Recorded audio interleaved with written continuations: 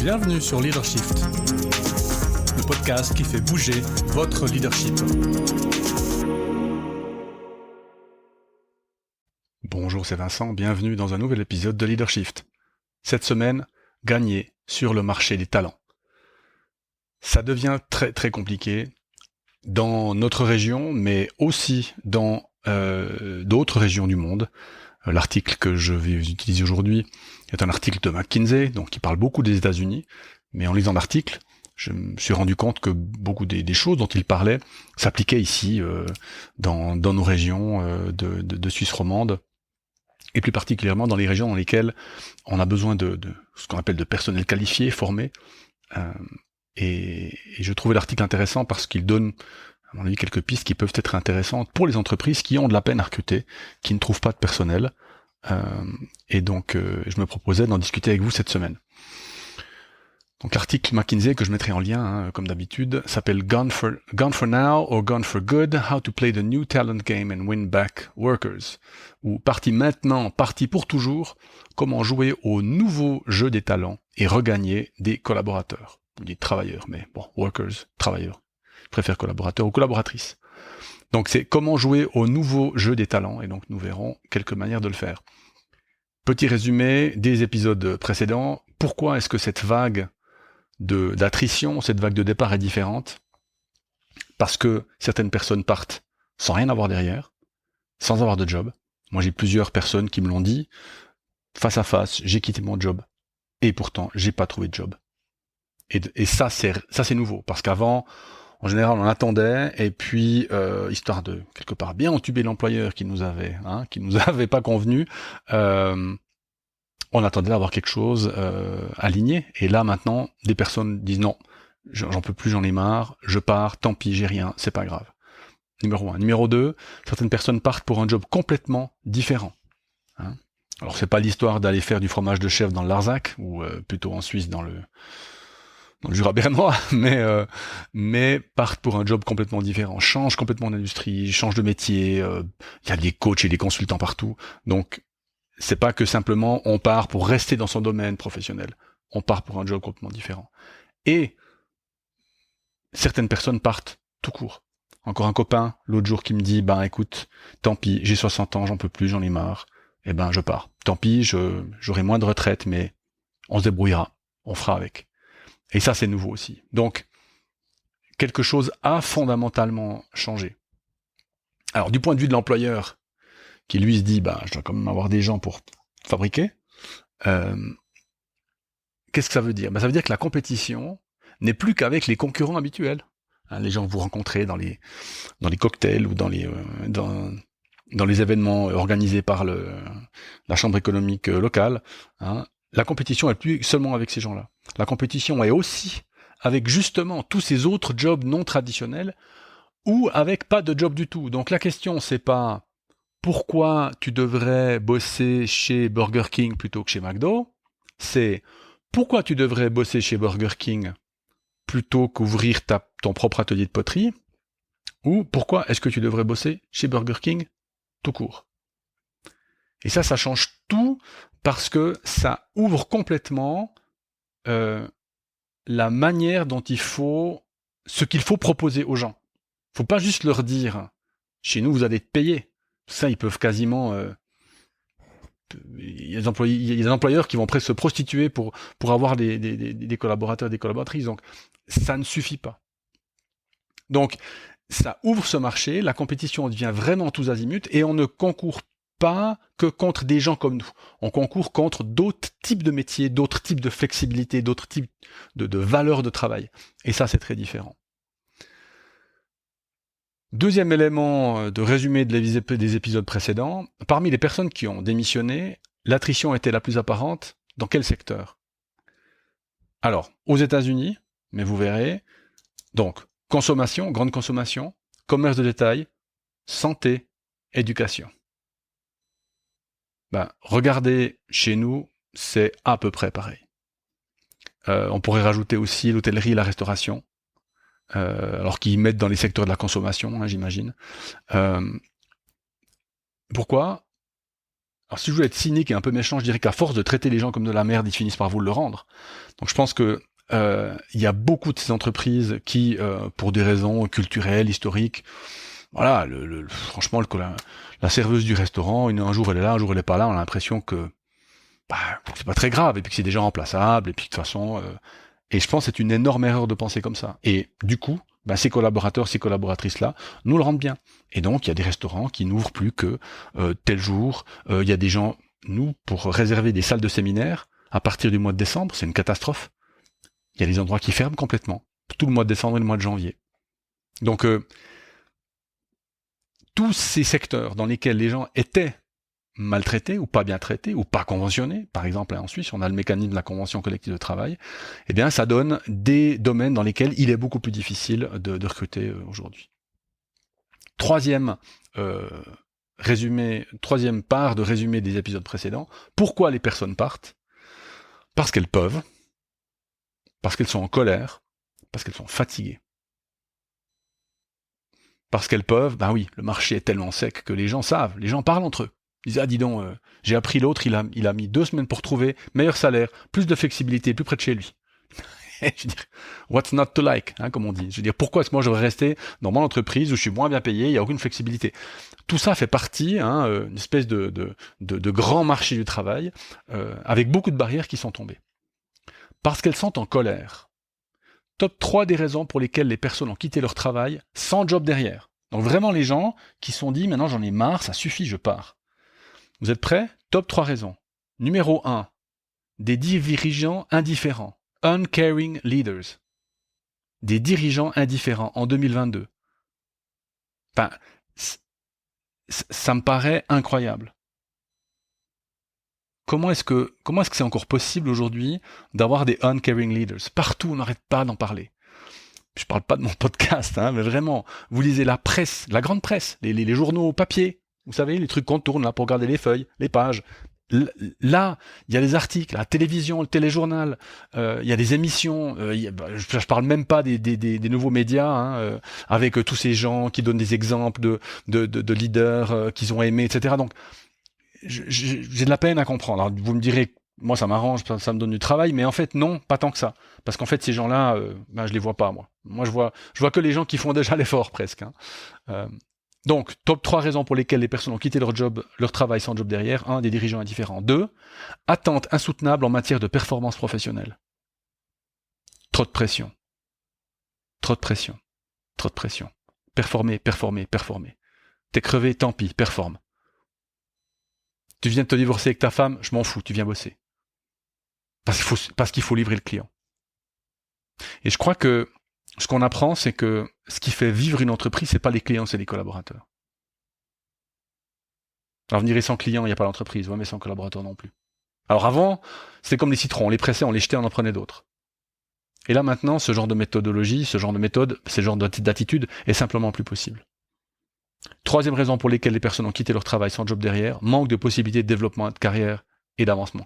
Alors là, effectivement, quand vous êtes dans des petites structures, un restaurant, il y a un patron, un chef de salle, un cuisinier, vous êtes larbin. C'est compliqué d'avoir de l'avancement. Quoique, je suis sûr qu'on pourrait trouver des solutions.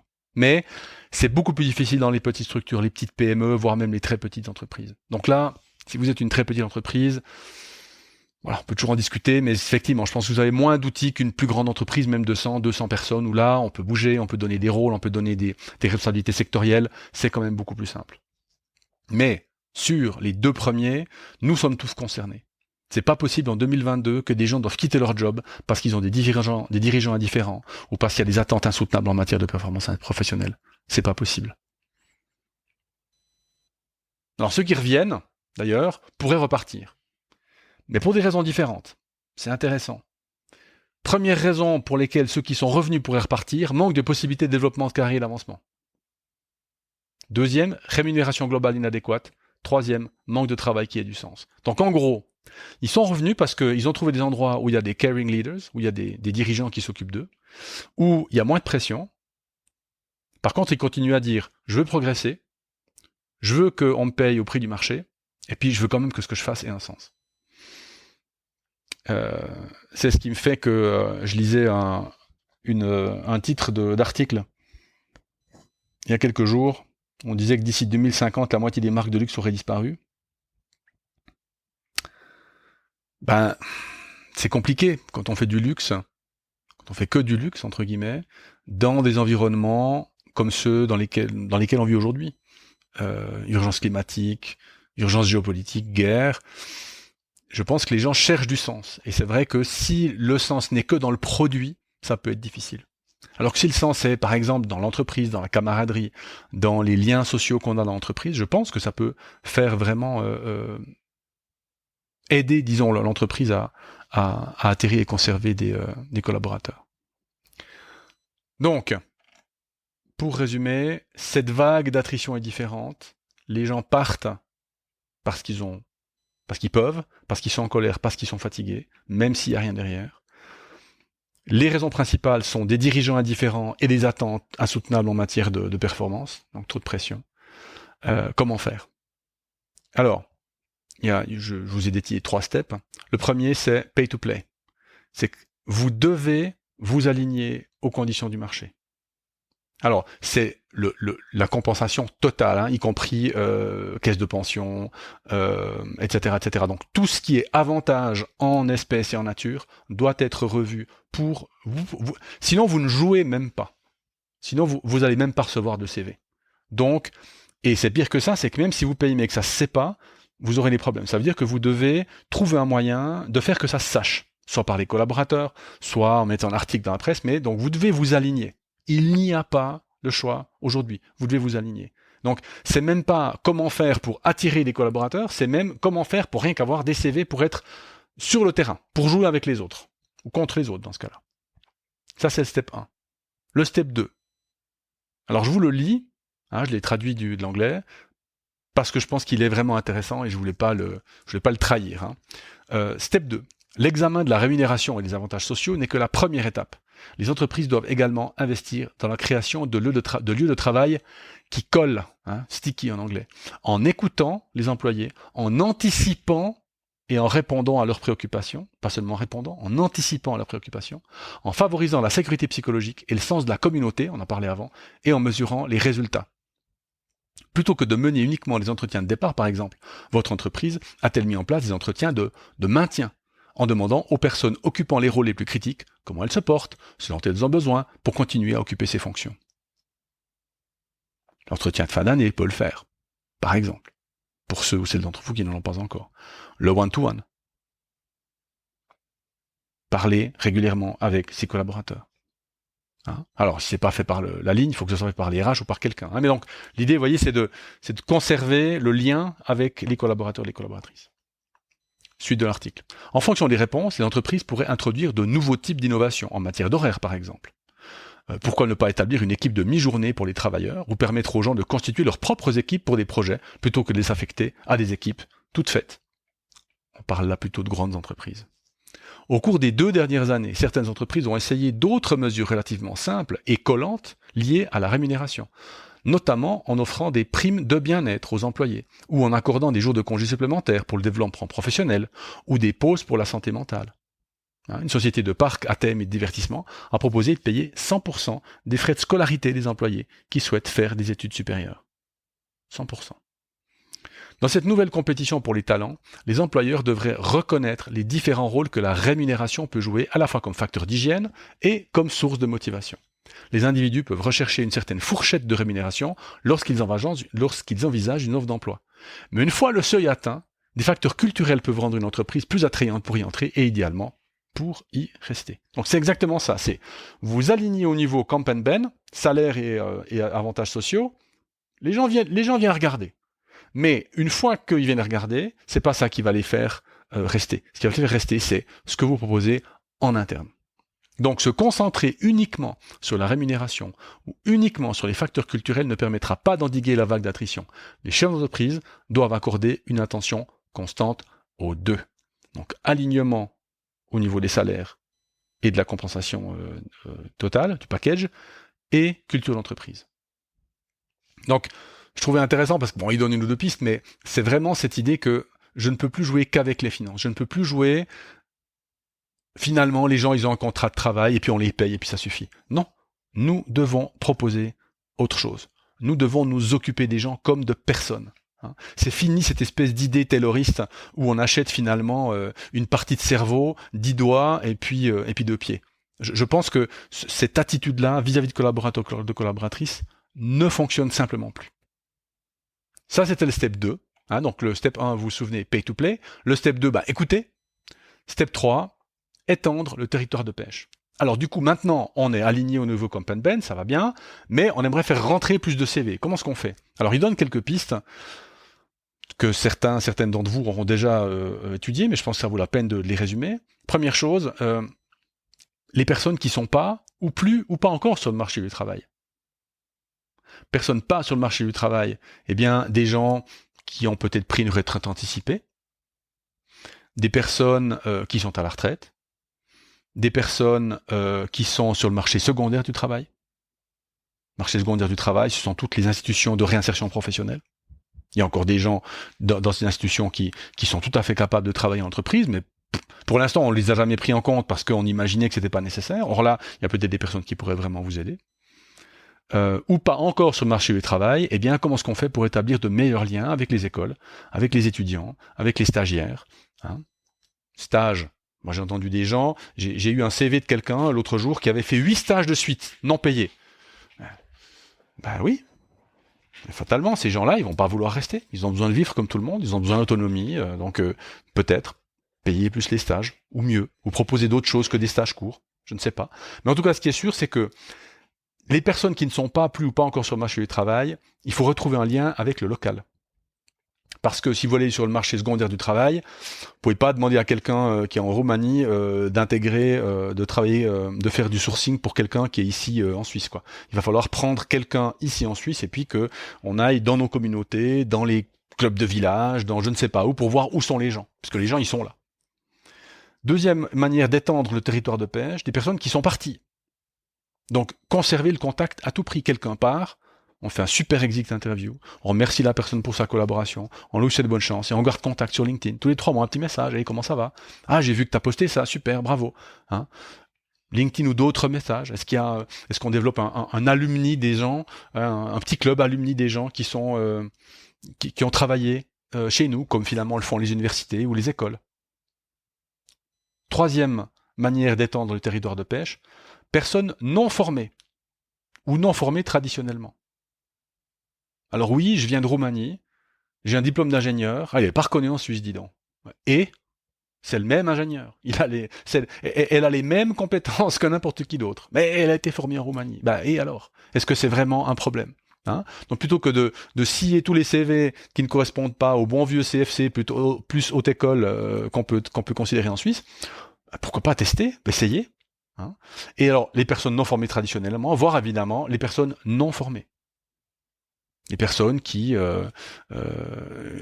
font des jobs dans d'autres industries que la nôtre, mais qui ont peut-être des compétences similaires ou des idées similaires. On peut imaginer quelqu'un qui a fait beaucoup de services dans les restaurants, par exemple.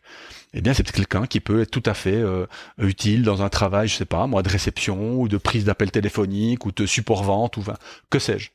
Mais essayez vraiment d'aller chercher des personnes qui ne sont pas formées dans notre domaine à nous pour voir si elles sont compatibles. D'ailleurs, il y a plus de 20 ans, l'entreprise dans laquelle je travaillais faisait du support technique en plusieurs langues. Et bien plutôt que de prendre des techniciens et puis de leur apprendre les langues, et bien les gens avaient choisi des étudiants en lettres et puis de leur apprendre un peu la technique. Alors c'était pas facile, mais ça marchait quand même pas mal. Et enfin, dernière manière d'étendre le territoire de pêche, pousser le recrutement interne. Alors ça, je sais pas mal d'entreprises le font déjà, mais l'idée c'est de dire prime à l'engagement. Prime A, vous connaissez quelqu'un, dites-leur de venir. Mais pour ça, il faut que vos collaborateurs et vos collaboratrices soient les ambassadeurs de votre entreprise. Alors ça, c'est quasiment un autre chapitre complètement. Mais vous voyez je pense qu'il y a des moyens d'étendre le territoire de pêche pour crocher les personnes et puis leur dire, voilà, on a quelque chose de bien chez nous. Venez et restez-y. Et d'ailleurs, j'ai été contacté récemment, j'ai une offre en cours avec un client potentiel qui a exactement cette démarche-là. Ils se disent, c'est pas juste des gens qui partent, nous on aimerait à long terme pouvoir avoir des gens qui viennent, qui sont heureux d'être là et qui restent. Donc comment est-ce qu'on fait? Et donc on va travailler avec cette entreprise, enfin j'espère, parce qu'on n'a pas encore été sélectionné, on va travailler avec cette entreprise pour essayer d'amener cette dynamique, de voir qu'est-ce qui fait la particularité de cette entreprise, pour les aider à identifier ce qui fait leur force et mieux marketer, on pourrait dire, hein, mieux expliquer aux gens pourquoi est-ce qu'il faut venir bosser dans cette entreprise et y rester. Voilà, c'est la fin de cet épisode, j'espère qu'il vous a plu. À la semaine prochaine. Ciao.